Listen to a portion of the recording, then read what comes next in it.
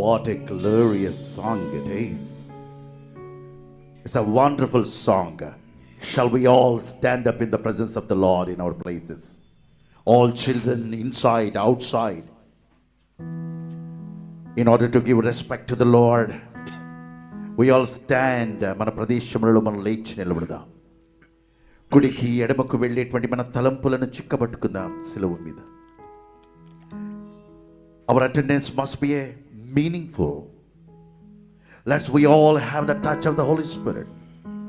పరిశుద్ధాత్మ దేవుని యొక్క కృప, ఆయన తాకుడు, ఆయన వెంట మన తాకుని గాక, మన బలహీనతలు, మన రోగములను తాకుని గాక. దేవుని యొక్క స్వస్థత అందరం కోరుకుంటున్నాం.